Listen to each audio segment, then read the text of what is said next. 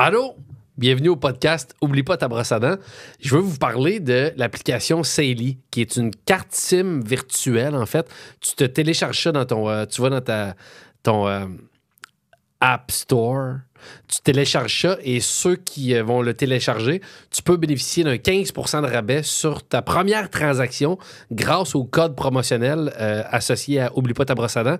Tu vas dans le code promo, tu rentres Barrette, Barrette, et tu as 15% de rabais. Merci infiniment à Saily de s'associer au podcast. Puis merci aussi à tous les gens qui, dans la vie de tous les jours, sont souriants. Il manque des fois de sourire. Je veux attirer votre attention sur notre commanditaire, Dose, les shots Dose qui se réassocient au projet. Merci infiniment. Moi, j'ai capoté sur... j'ai découvert ça lorsqu'ils ont commandité le podcast pour la première fois. C'est délicieux au goût. C'est des petits kicks d'énergie sans caféine pour bien commencer la journée. Ce ne sont que des produits biologiques, naturels. C'est bon. Ça ressemble un peu, par contre, je te dis l'effet que ça fait... Quand dans Astérix, quand il pogne la potion magique, là, ça, pour de vrai, ça donne un physiquement, tu le ressens. Là. D'ailleurs, je vais goûter avec vous, devant vous, le extra fort gingembre et curcuma. Il est délicieux, mais ça prend quand même les plus téméraires là, pour se le claquer d'une shot. Fait que là, si j'entends des « Hey, hey, hey, hey », oui, c'est bon.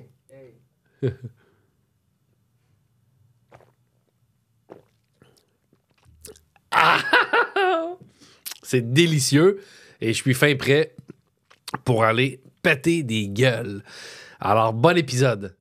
Allô tout le monde, bienvenue à cet épisode de Oublie pas ta brosse à dents avec Myriam D. Asselin, sexologue en résidence dans le podcast Oublie pas ta brosse à dents.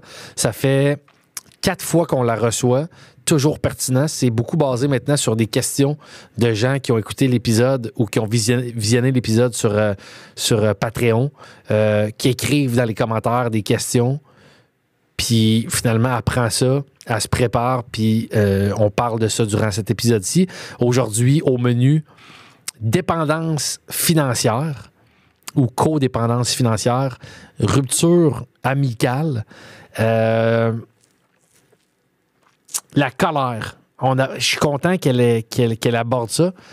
La colère et la différence entre la colère, qui peut être, jusqu'à un certain point, une émotion aidante dans un processus de deuil, mais sans que ça se transforme en violence. Elle fait la distinction entre la colère et la violence.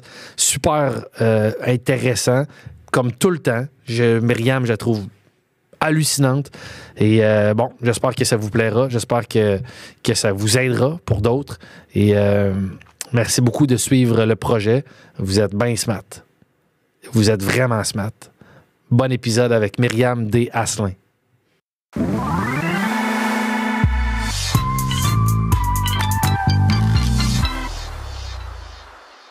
Allô, Myriam D. Asselin. Allô. Ça va? Oui. Oui. Épisode numéro quoi avec toi? 4. 4. D'ailleurs, comme tu me disais, quelqu'un qui regarde pas, qui sait pas que tu es sexologue, Oui. puis qui voit le podcast, puis qui voit, mettons, la liste des épisodes, il se dit, OK, cette fille-là a eu beaucoup de peine d'amour. Exact. Puis elle a besoin d'en parler de chacune d'elles. Elle décroche Oui, jamais.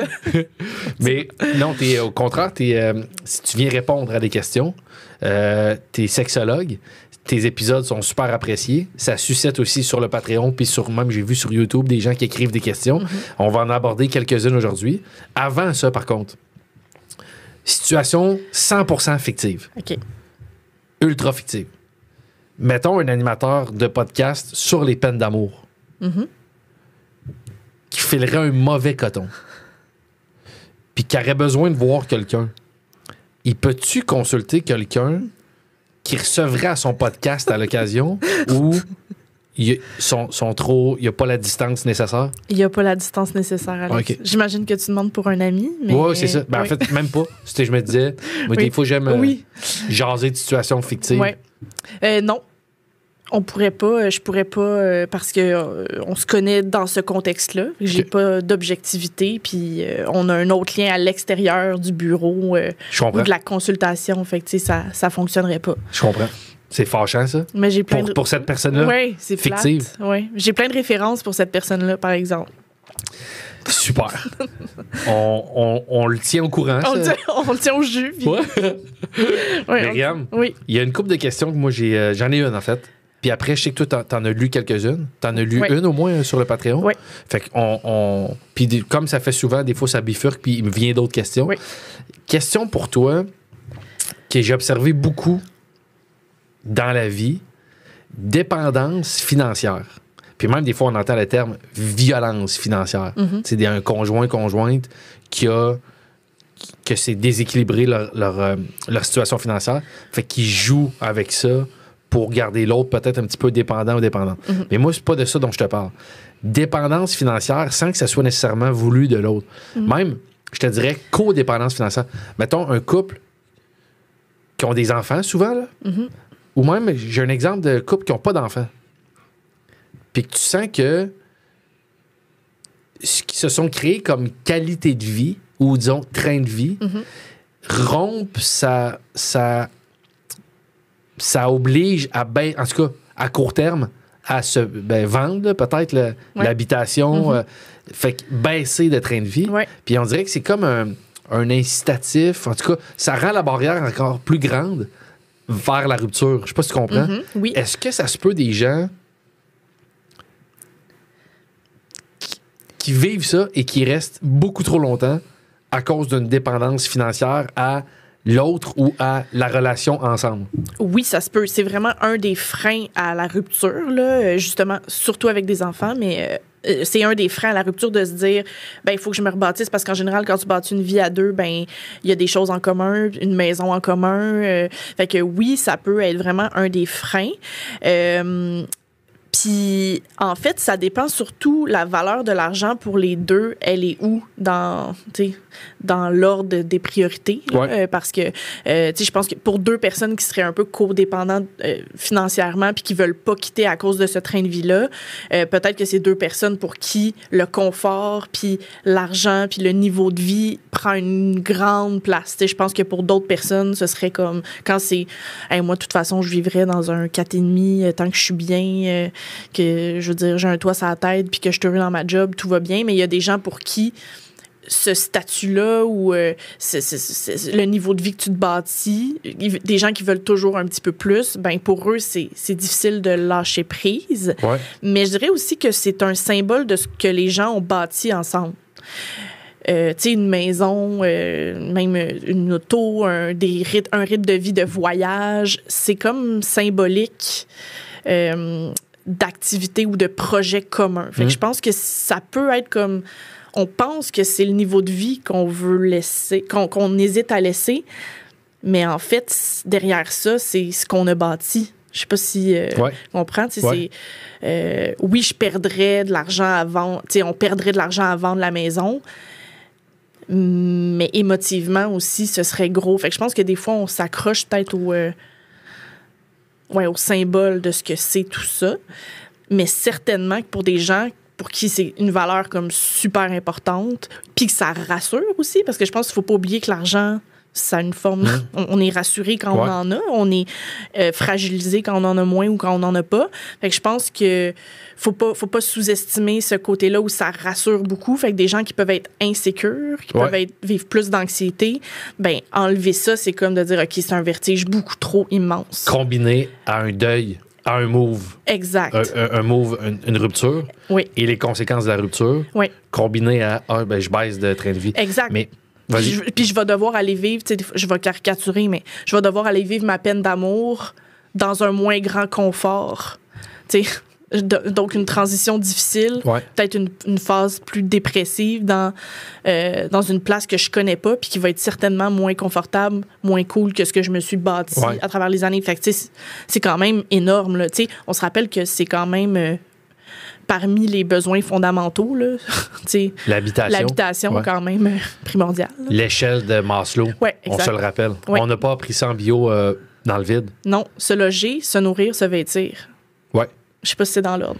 Puis après, les likes Instagram sont en juste après. Position. Ouais. OK. Sans que quelqu'un soit attaché à l'argent. Je parlais de train de vie, mais par rapport à un couple qui a des enfants, qui veut juste pas déraciner ses enfants. Je suis pas à l'argent, je m'en fous de mon train de vie. Moi, je pourrais partir en appartement, mais j'ai trop peur de faire ça à mes enfants. Ils ont leur chambre, ils ont leurs petits amis du quartier. Ben, tu peux rester dans le même quartier, mais grosso modo, dans la rue, c'est délicat, je veux pas qu'ils se reconnaissent nécessairement, mais je connais un couple que c'est carrément ça. Une des deux personnes était ultra réticente à rompre parce que la maison est tellement confortable pour les enfants. Ils ont leurs amis, ils ont leur petite rue de... amis, gang de rue, vie de quartier. Gang de rue? Ben, pas gang de rue dans criminel, mais leur petite gang dans la rue. Puis finalement, une des deux personnes a fait le move, puis c'était bien plus gros que... C'était moins gros qu'elle pensait. Dans un appartement, les deux, ils ont dû vendre la maison, trouver 2 appartements temporairement.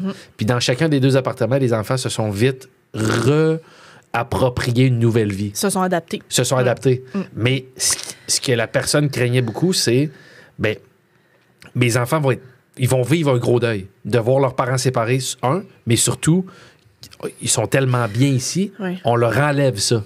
La rupture implique déraciner un peu tes enfants de la vie qu'ils ont actuellement. Ben, c'est complètement normal de penser ça.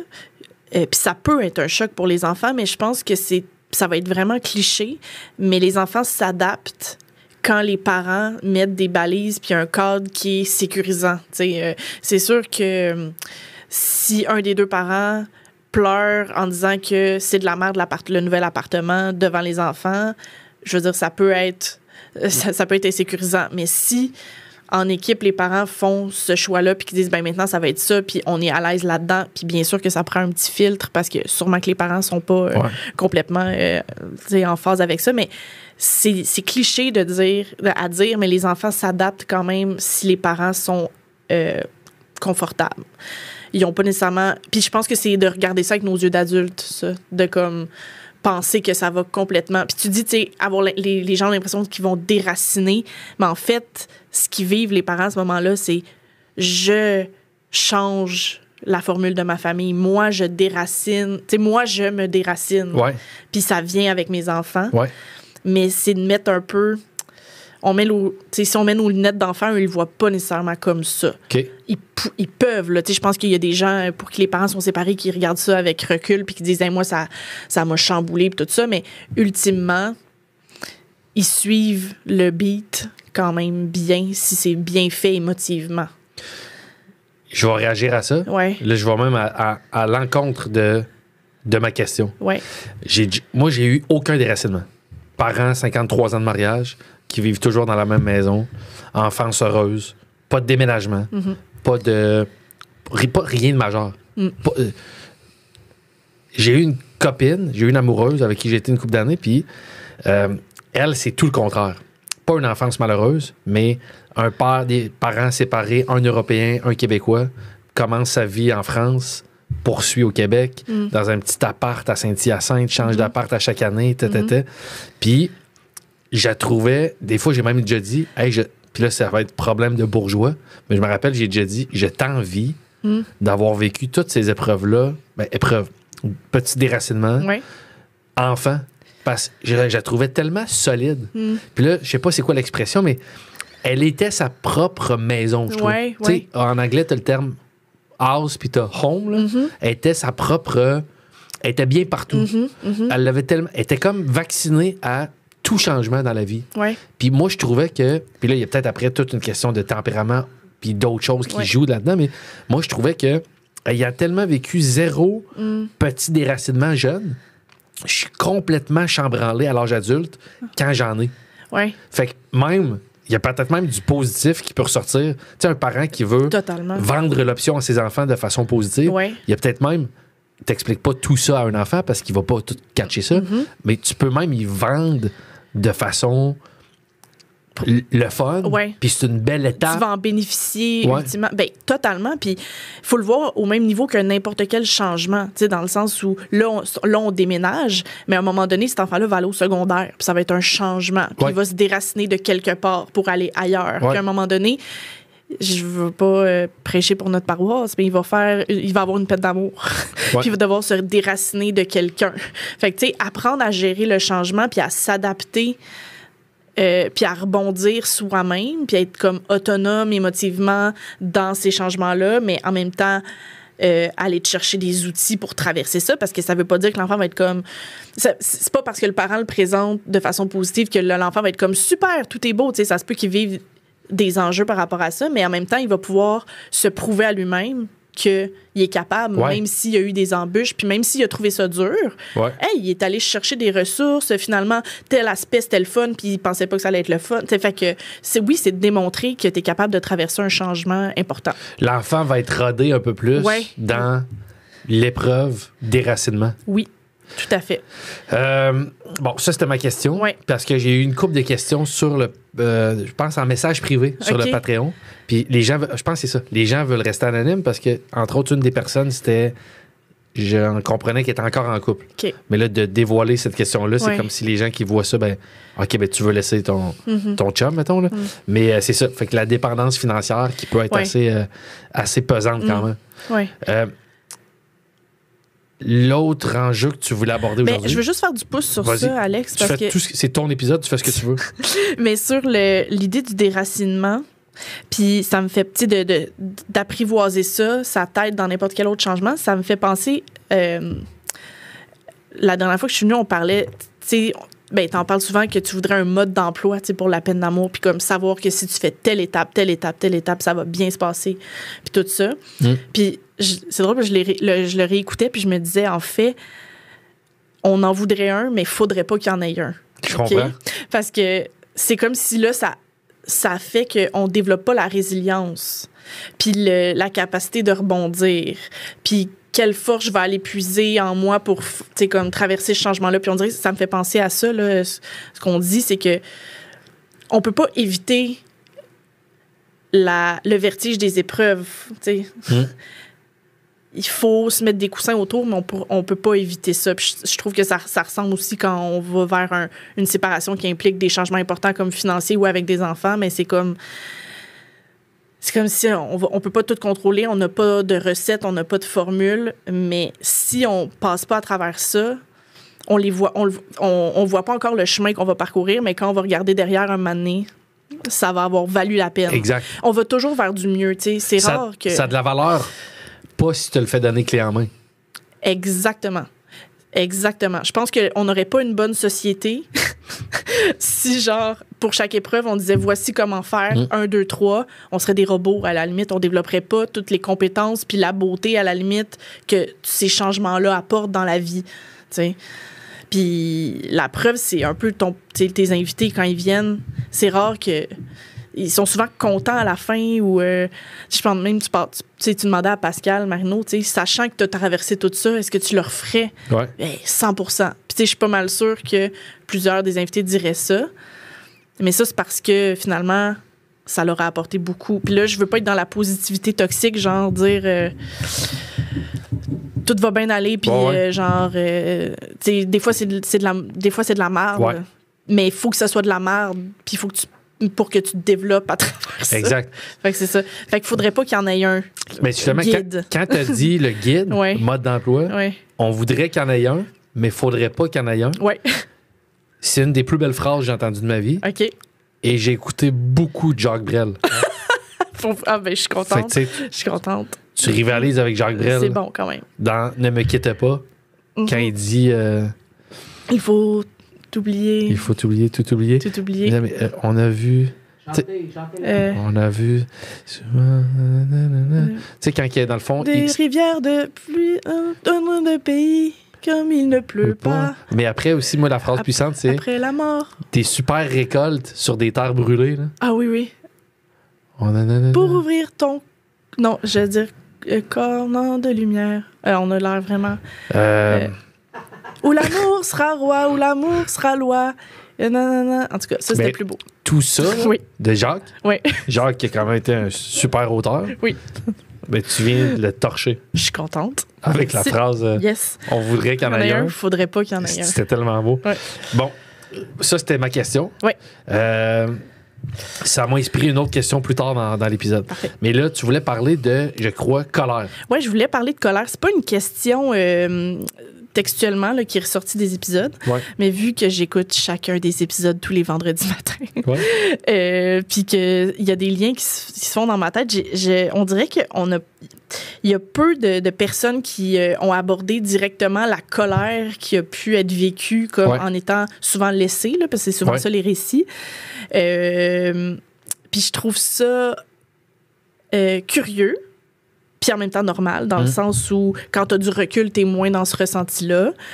Puis, mais en même temps, ce que je trouve drôle, c'est quand toi, t'entends ça, toi, t'es neuf un peu de ce récit-là, puis là, toi, t'es comme, ah, mais ça, je serais vraiment en crise de telle affaire. Ouais. Puis là, les gens sont comme, oui, mais là, c'est parce qu'il faisait ça pour ça, puis les gens sont capables de se l'expliquer. Ouais. Mais ça me fait juste penser mais aussi, je peux-tu rajouter un petit quelque chose? Ouais, puis je veux zéro t'interrompre. Non, interromps-moi. C'est que ceux qui l'ont abordé, la colère, entre autres, je vais nommer un épisode, Éric Huard, qui dit qu'il a même fait une thérapie de la colère. Tu sais, si mon ami Éric, là, tu sais, je trouve qu'il est quelqu'un qui est très proactif, qui est dans vouloir s'améliorer, vouloir évoluer, mais lui, il l'a nommé, qui vivait de la colère. Puis beaucoup de commentaires négatifs. Je pense qu'on confond beaucoup colère et violence. Violence verbale, violence physique et colère. La colère, c'est quelque chose qui peut exister. Oui. Puis ça peut même être très, très normal. Ben, la colère, c'est une des émotions primaires très normales. Là. C'est une des premières émotions qu'on vit. Mais effectivement, c'est comme si socialement, on vit mal avec l'expression de la colère. Mais c'est parce que je pense que, comme tu l'as dit, ben, des fois, ça dépend ce que tu en fais de ta colère. Puis des fois, ça se transforme en geste violent. C'est ça. Puis là, c'est là où c'est pas bon. Mais c'est comme si on veut... Mais effectivement, on en a peur un peu. De cette colère-là. C'est comme si c'est une émotion qu'on a peur qui déborde. Tu sais, ouais, c'est ça. Ou même rétroactivement de la nommer. Ouais. J'étais vraiment... J'étais fâché, j'étais en colère après elle, j'étais en colère après lui, j'étais fâché après lui. On dirait que les gens, de nommer ça, même des vieilles relations il y a 7-8 ans, là, on dirait que c'est comme si c'est... Je suis mature ou c'est pas quelque chose qui... C'est comme nocif, en fait. Oui, nocif, oui. C'est vrai que c'est perçu comme nocif, c'est bien dit. Je pense que c'est ça.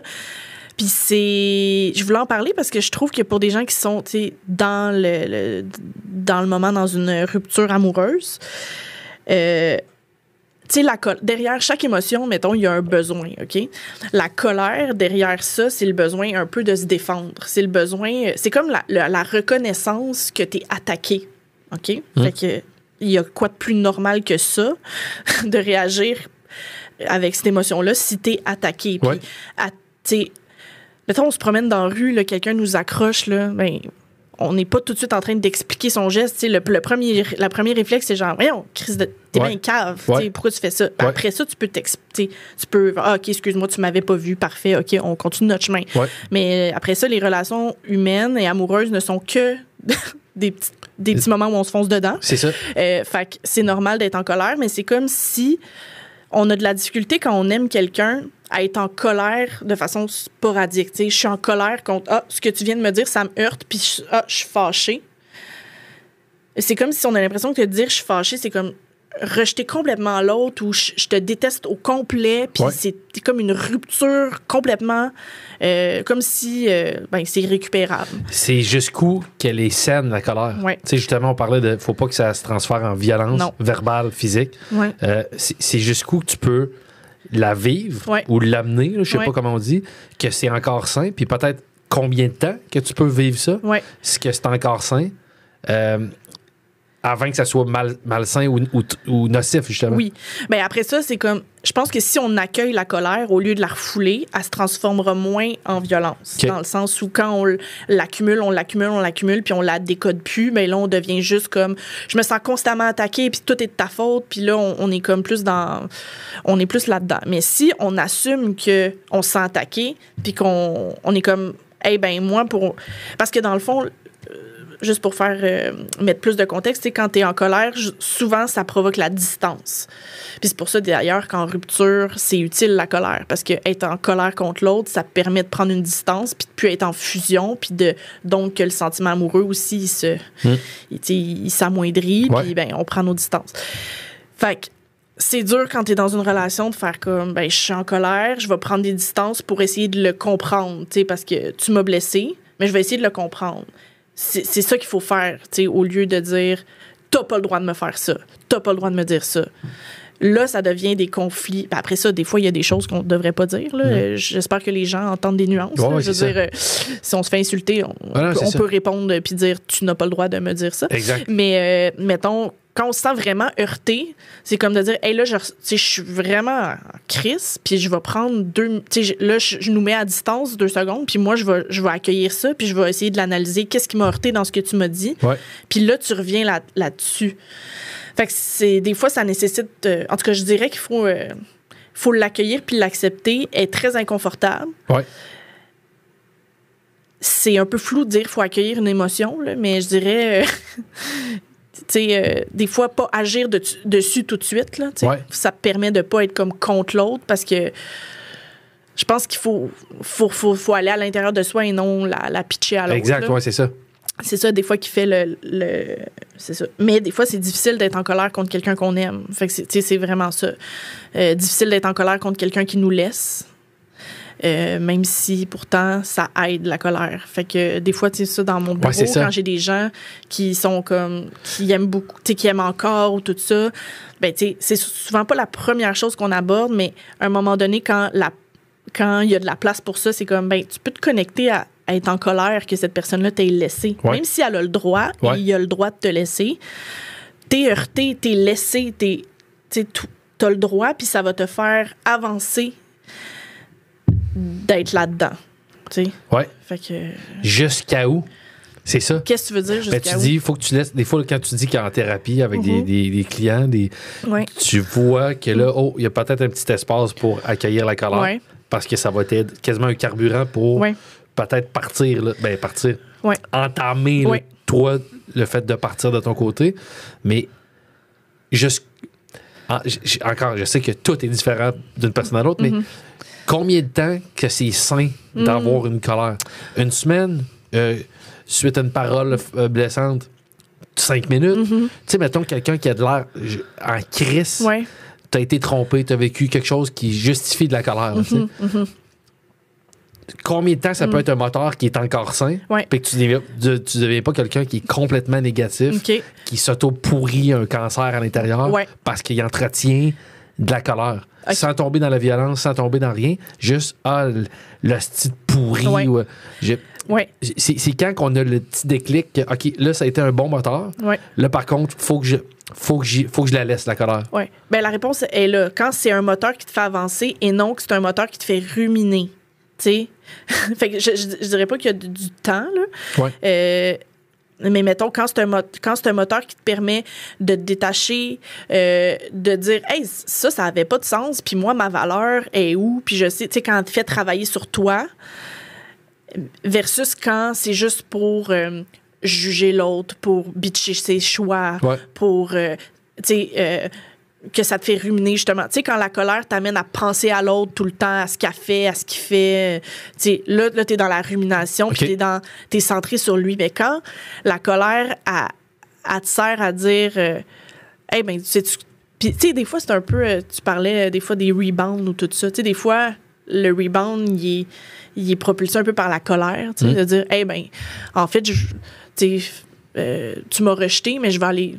Non, tu sais, moi, je vaux quelque chose, puis je vais aller voir ailleurs, tu sais. Fait que je pense que, en tout cas, ces moments-là, c'est peut-être pas clair comment je le dis, mais je pense que les moments où la colère nous fait avancer, c'est toujours bon, mais après ça, c'est un esprit. Il faut qu'on ait un esprit critique envers nous, là. Est-ce que ça me fait avancer ou je suis juste en train, là, de dénigrer quelqu'un qui me fait plus, tu sais, qui est plus dans ma vie, là, tu sais. Fait qu'il faut quand même avoir un petit esprit critique. Je pense que notre entourage peut nous refléter ce genre de choses-là. Mais le danger, d'ailleurs, ben, l'entourage, moi, je trouve qu'une belle amitié, c'est quelqu'un qui fait preuve d'honnêteté. Le danger avec des gens, des amis trop partisans de toi, ou je sais pas, qui prennent ton bord assurément, même si tu agis mal, je trouve que c'est un terreau fertile à mal réagir. Tu sais, mettons, si tu dis des choses qui n'ont aucun sens sur ton ex, même si t'es détruit, ça prend quelqu'un qui fait comme, hey, là-dessus, je pense que tu vas trop loin. Ou, tu sais, mettons, Puis j'ai aucun exemple en tête, mais mettons, j'y souhaite du mal ou. Non, là-dessus, ça va pas te faire avancer. Ouais. C'est correct d'être en asti, mais je trouve que c'est dangereux, les amis qui sont. Oui. Il y a de la complaisance. Là, qui sont avec toi, peu importe ce que tu dis, ce que tu fais. Ouais. C'est ultra dangereux. Oui, tout à fait. Je vais faire une mini parenthèse. Beaucoup de gens qui sont plus des fans de sport qui nous écoutent, qui aiment travailler en thème, tu sais, des mots-clés, tableau. Okay. La colère. Avancer, oui. Ruminer, non. Exact. Oui, c'est très bien. Avancement, oui. Oui. Rumination, non. Non. C'est bon. Je sais pas si ces gens-là comprennent le mot rumination, par exemple. Comment tu le dis, ça a pas l'air d'être... Quelqu'un qui veut guérir, mais qui a besoin du Larousse à chaque fois. Qui écoute le podcast, est-ce que qu'on dit rumination? Ils ont dit résilience. Ils ont dit rumination. Oui, c'est ça. On pourrait faire des capsules vocabulaire. Mais, sur la colère, est-ce que tu as d'autres aspects? C'est-tu un thème qui est... On l'a-tu traversé, ce thème-là? On l'a-tu bien traversé? On l'a-tu bien traversé? Ben, je pense que oui. Je pense que c'est important. Il y a des nuances là, autour de ce thème-là, comme on l'a dit, mais je pense que quand elle apparaît, pour les personnes laissées, mettons, quand elle apparaît, des fois, il y a une culpabilité qui vient avec ça, de comment je me sens mal d'être fru contre quelqu'un que j'aime, tu sais... Là, j'ai juste Mélanie Renaud, Pourquoi je t'aime quand je t'haïs, là. Mais c'est ça, cette chanson-là.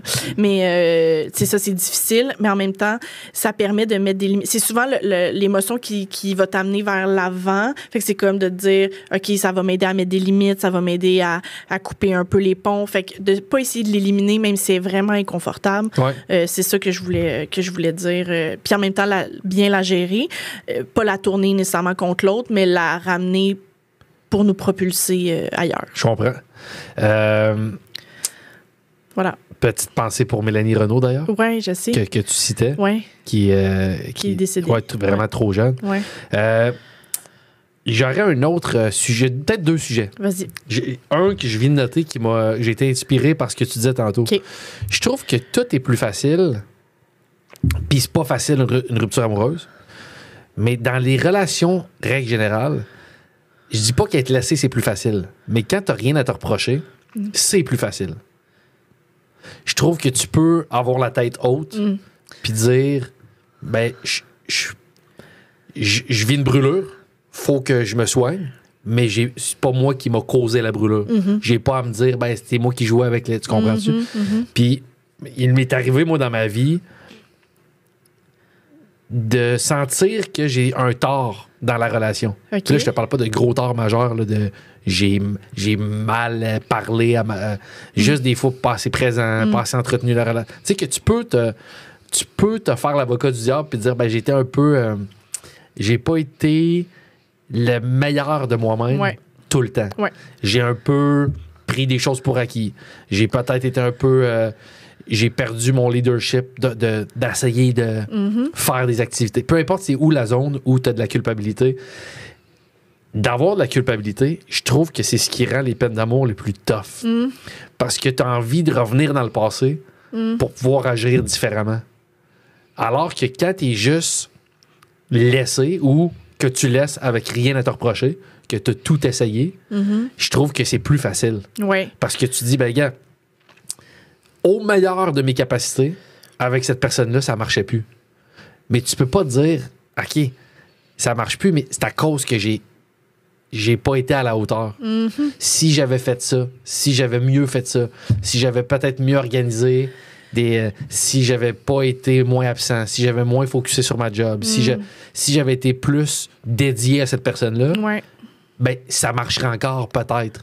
Fait que tu peux vivre avec l'illusion que ben, je viens de passer à côté d'une relation qui aurait dû marcher. C'est ça, je trouve, qui rend les peines d'amour les plus rudes. T'as-tu un petit quelque chose à dire par rapport à ça? Non, mais il y a beaucoup de choses dans ce que tu dis. Non, mais c'est... Ça, c'était ma question. Non. Maintenant, toi, Non, mais- est-ce que tu veux commenter un petit peu par rapport à... Est-ce que tu veux commenter un petit peu par rapport à ça? Excuse-moi, Alex. Non, mais t'as raison. Mais c'est parce que je pensais juste à une affaire, puis je sais pas si ça fit dans ce que tu dis. Tout ce que quand t'as sorti des phrases Ouais. qui éclipsent les paroles de Jacques Brel, je pense qu'après, tout ce que tu dis, Ça le se fait. vaut. Ok, ça le fait. Je pense qu'il y a des gens, puis c'est ça, tu me diras si ça a un lien avec... Je pense qu'il y a des gens aussi qui le laissent pas parce qu'ils veulent pas être le méchant puis ils veulent pas se sentir coupable parce que c'est dur à vivre la culpabilité. Ouais. Puis on dirait aussi dans les récits que tu sais, les gens que tu reçois, les témoignages, il y a beaucoup de ça, je trouve, des fois, des relations qui se sont comme éternisées puis qui se terminaient pas, puis on dirait que l'autre sabotait un peu. Tu sais, comme quelqu'un qui veut laisser, mais qui veut pas porter l'odieux de laisser. Je sais pas si ça a rapport avec ce que tu disais. Qui veut pas... Attends, on va y revenir. On va trouver une façon... Non, mais je comprends très bien. Tu sais, qui veulent pas porter l'odieux de laisser, puis... là, la personne qui, en théorie, se ferait laisser ou qui est la personne qui veut continuer la relation est un peu comme... prend connaissance des difficultés, puis oh mon Dieu, la personne est désengagée, ça marche plus. Ouais. Mais moi, je laisserai pas. Tu sais, moi, j'y crois, puis j'aime encore. Puis là, je trouve que c'est là, des fois, où il y a comme vraiment des dérapages dans les relations. Les gens, ils se disent, c'est comme si vouloir être le méchant, là, tu sais, qui laisse, ou la méchante, c'est comme... Des fois, il y a des gens, je pense, j'ai l'impression qu'ils sont pas prêts à l'incarner. Ouais, je Trop comprends. peur que ça revienne contre eux. Ouais. Mais je sais pas si ça a rapport avec Ouais. ce que tu dis. Ben, ça a rapport, moi, ça... Non, mais tout a rapport. Ouais. Mais c'était aussi, même dans des... je trouve que quand t'as de quoi te reprocher, même Ouais. des relations amicales, Ouais. ou même des fréquentations, Ouais. quand tu sens, mettons, que t'as peut-être manqué un peu de transparence avec quelqu'un, puis par la suite, ben, ça se termine, puis que tu le sais que t'as manqué de transparence, Ouais. mettons, ou que t'as, je sais pas... peu importe, là. On dirait que c'est plus dur de passer à autre chose. C'est plus dur de se pardonner. OK. Si tu sais que t'as de quoi, que t'as peut-être pas agi parfaitement. Ouais. C'est plus dur de compléter des deuils. Puis là, je parle pour moi, mais Ouais. c'est vraiment plus dur de compléter des deuils quand il y a une petite tâche à ton dossier. Quand t'es pas allé au bout de la chose ou t'es pas allé à 100%. Ou t'es du mal truc, allé. Ouais. Est-ce que tu voulais un petit peu... Tu veux-tu m'aider? Est-ce que tu voulais peut-être réagir un petit peu à ça? Ouais? Oui, je veux réagir. Mais oui, totalement, mais c'est en même temps, ça fait partie, encore une fois, ça fait partie... On peut pas être lucide 100% du temps de tout ce qu'on fait, puis poser toujours le bon geste au bon moment, puis se comprendre exactement à bonne heure, puis à bonne journée, là. Ouais. Tu sais, fait qu'il y a quelque chose dans ce que tu dis que je comprends. En fait, je le comprends totalement, mais se blâmer pour ça, puis trouver ça plus dur à cause de ça, pour moi, c'est se taper sa tête, parce que c'est comme d'imaginer un scénario où on aurait été parfait, puis où on aurait pu poser tous les gestes au bon moment. Mais pour ça, il faut avoir... Je veux dire, notre vie est comme chargée. Tu sais, comme être constamment au fait avec ce qu'on ressent, ce qu'on vit, ce qu'on veut pas, au bon moment pour l'autre, c'est tout un contrat, là. Fait que, tu sais, je pense que c'est comme un peu impossible d'avoir aucune tâche, aucun petit regret, aucune culpabilité. Je pense aussi que c'est pour ça que la communication existe, là, puis que l'empathie existe dans les relations. C'est pour faire comme... je vais te partager, puis ça se peut que je sois en colère d'une situation, fait que je vais te partager que ça me fait vraiment chier, cette chose-là. Ouais. Mais je vais aussi entendre... Tu sais, quand je te partage la colère, c'est aussi pour que tu corriges, que tu me dises, toi, t'étais où là, à ce moment-là, quand moi, je pensais ça, tu sais. Puis c'est aussi ça, le partage, puis pour résoudre une situation. Je pense que sinon... Je pense que c'est espérer quelque chose d'impossible de toujours avoir fait la bonne chose, puis toujours être allé au bout, puis toujours avoir fait 100%, puis toujours... Tu sais, c'est une mentalité de sportif, ça, Alex, là. Peut-être, ouais. Tu sais, de genre tout le temps dire... moi, je sais que c'est... Tu donnes ton 100%, puis t'as tout fait pour pouvoir... Tu sais, c'est pas ça, le relationnel. Ben, je me rappelle, puis je l'ai cité, je pense, mais Catherine Brunet. Faut que je la cite au moins une fois par 2 épisodes. Hein? Oui. Non, mais c'est qu'il y a une phrase qui a été marquante. C'est que moi, je me pardonne pas les erreurs. Aucune. Professionnelle, dans ma amicale, dans comment je peux interagir avec ma soeur, mon frère, dans les relations amoureuses, dans tout. Puis tu sais, je suis vraiment plus sévère avec moi que si j'avais un bon ami qui avait vécu ce que j'ai vécu, puis qui l'avait géré de la même façon. Je pense que j'aurais de l'empathie pour lui, mais pour moi, je me tape dessus. Puis ça m'empêche d'avancer. Puis Kat, elle m'avait dit, sac-toi à paix. Ouais. Tu sais, c'est assez simple comme phrase. Ouais. Tu sais, elle va jamais battre Jacques Brel. C'est ça. Ça reste vraiment en dessous du rap. Mais c'est des jokes que je fais, mais cette phrase-là m'a été révélatrice. Ouais. Quand elle m'a dit, sac-toi à paix, je trouvais ça fort. Puis moi, c'est mes pires peines d'amour, c'est quand je sens... Parce que j'y repensais beaucoup récemment. Il reste que d'entendre des récits de peine d'amour, ça me fait repenser à moi, mes deuils amoureux. Ouais. Puis j'essaie d'analyser ceux qui ont été les plus rudes, puis pourquoi. Puis c'est sûr que... Puis même, j'inclus deuil de fréquentation. Sans que ça se rende à la relation amoureuse, mais peut-être quelque chose qui était avorté dans l'ascension avant de pouvoir aller plus loin. Puis finalement, j'ai fait quelque chose que je peux me reprocher. Ben, je me le pardonne pas. Puis c'est ce qui m'empêche de compléter toutes les étapes, peut-être, du deuil, puis de redevenir sain. Parce que j'ai toujours en tête, là, c'est de ma faute. C'est moi qui ai mal agi. OK. C'est moi. Fait que j'aurais eu... Je peux pas revenir dans le passé. Non. Mais cette relation-là aurait peut-être eu un potentiel si moi, j'avais pas mal agi. Versus quelqu'un quand tu sens que t'as tout donné, quelqu'un qui te laisse, ben tu fais comme, je peux rien faire. Mais dans tous les cas, on peut rien faire parce que tu peux pas revenir dans le passé. Non. Puis pourquoi tu le vois pas plus comme une clé qui t'amène ailleurs, tu sais, que comme quelque chose qui t'amène dans le passé? Parce qu'au moment où t'as mal, tu veux pas être meilleur dans la prochaine relation. Non, ça, je comprends. Tu veux cette relation-là. Je comprends.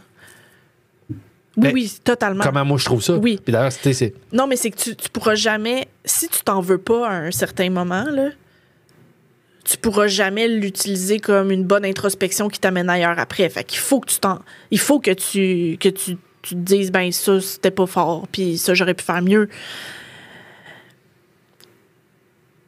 Mais pas dans une optique que la prochaine soit parfaite ou que tu vas nettoyer complètement de tout malentendu ou de toute faute les choses. Je comprends. Ouais. Un peu dans le même principe ce que tu disais, mais avancer.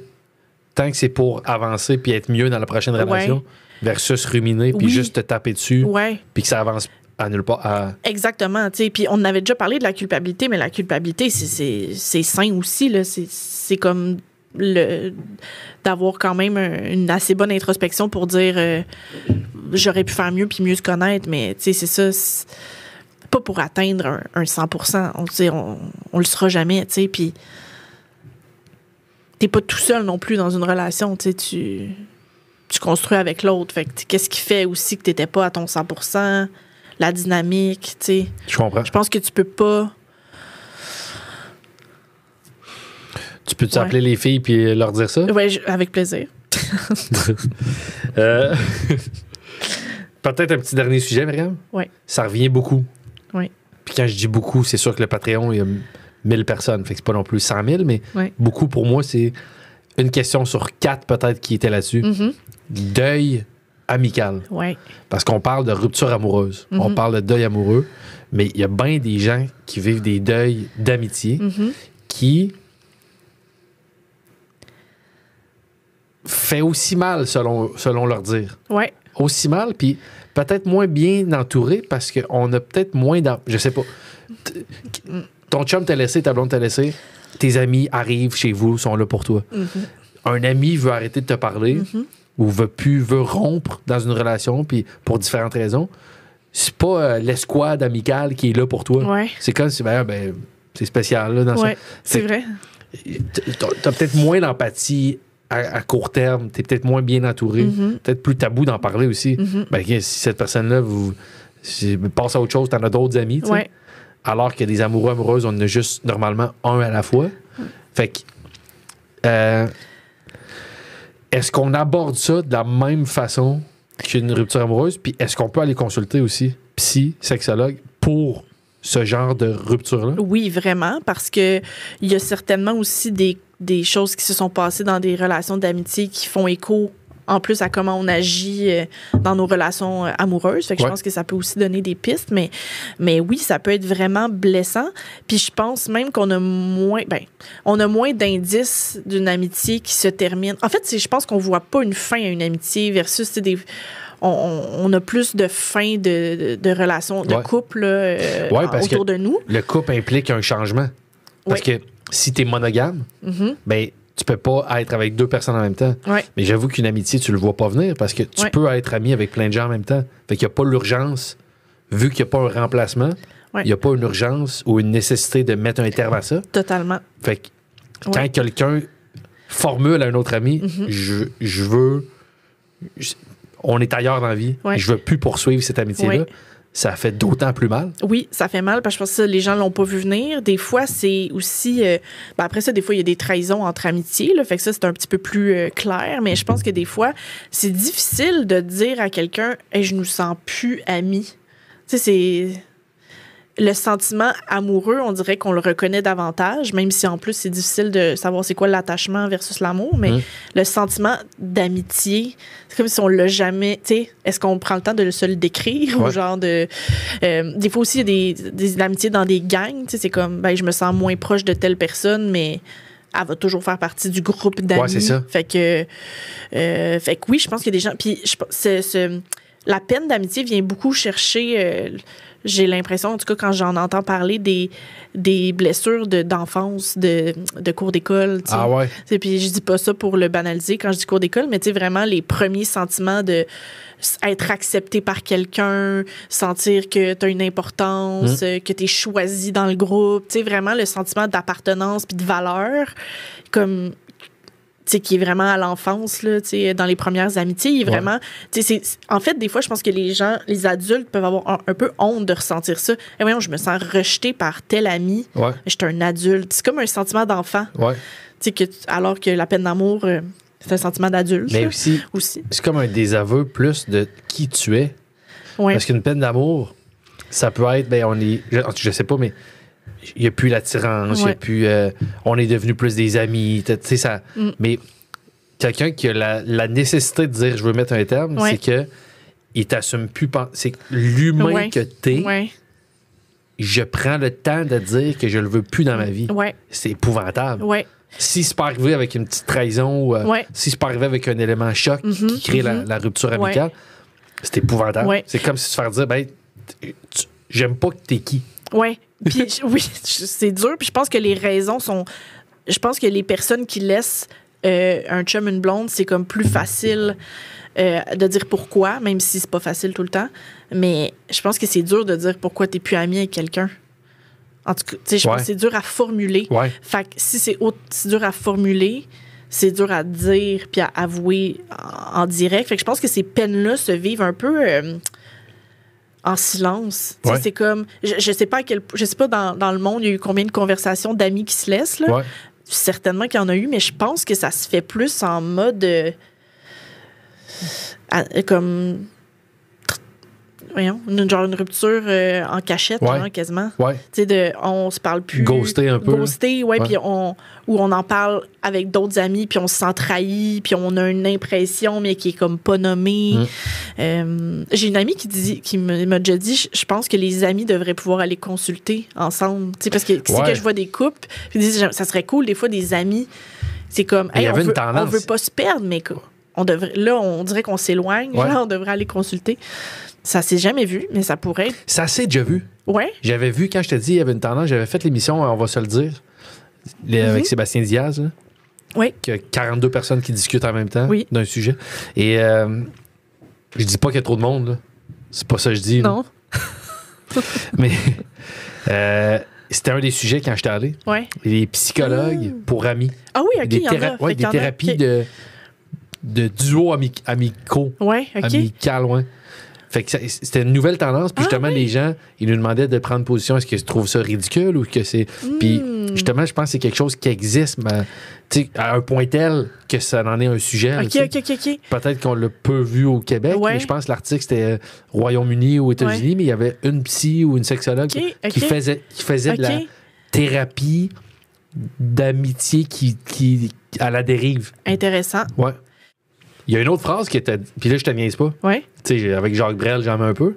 Mais quand t'as dit quelqu'un te fonce dedans, puis tu vas faire « Hey, asti », mais les relations humaines, c'est plein de petits moments où on se fonce dedans. Je sais pas si tu l'as dit comme ça, mais c'était beau, ça aussi. Ben...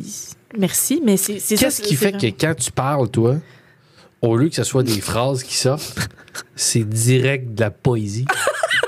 C'est pas de la poésie. Ce sont de belles images. Mais je pense que ça marche, les images, pour mettre des mots, c'est ça, sur ce qu'on vit. Puis je pense que ça aide à dédramatiser de comme... Tu sais, quand tu trouves ça bien compliqué, une relation de couple, ben, de le mettre en image aussi, ça aide de faire comme... Ben, ça, tu vis au quotidien avec quelqu'un, tu vas te foncer dedans constamment. Là. Mais ça aide aussi à pas faire... Ben là... Ma colère, tu sais, justement, quand quelqu'un te fonce dedans dans la rue, t'es pas comme en crise toute la journée, là, par contre. Ouais, c'est ça, là. Exact. Fait que ça aide, je trouve, à relativiser un peu comme l'importance aussi que prennent les incompréhensions, les petits conflits du quotidien. À un moment donné, faut se dire que c'est ça, qu'on va constamment s'adapter, puis ça. Et puis de toute façon, t'avais dit aussi dans un ancien épisode que, tu sais, consulter, peu importe la raison, il y a du travail sur ton couple, mais il y a du travail sur toi aussi. Ben oui. Dans tous les cas, tu veux dire, tu évolues aussi, toi. On est des individus avant d'être un couple. Ouais. On est des individus après le couple. Ouais. Fait que dans tous les cas, peu importe. Puis là, c'est l'amitié qui m'amène ça. Là. Mm-hmm. Mais consulter, mettons, pour une rupture que tu aurais, mettons, amicale, ben, ça reste du travail sur soi qui est bénéfique, je pense. On peut pas être déçu d'avoir travaillé sur nous. Ben non, puis ça reste des outils que tu vas utiliser dans ton propre guide qu'on veut pas qu'il existe, mais qui existe un peu métaphoriquement. Exact. Mais dans le sens où c'est des stratégies que t'as un moment donné, qu'on accumule dans la vie. Ouais. T'as déménagé quand t'étais petit, tes parents se sont séparés, t'as eu une rupture d'amitié. Qu'est-ce que t'as fait pour t'en sortir? C'est toutes des stratégies qui vont t'aider.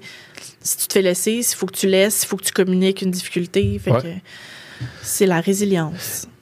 Dernière question par rapport au deuil amical. Ouais. Ça doit être assez marginal quand même. Comme tu dis, là, quelqu'un qui fait qui prend la parole. Là. Hey, je veux qu'on arrête de se voir. Mais je t'ai déjà demandé qu'est-ce qui fait qu'un couple va bien, puis qui est pas à risque, mettons. Ouais. Puis j'ai une situation fictive. 2 amis, savoir s'ils sont loin de vivre un deuil amical.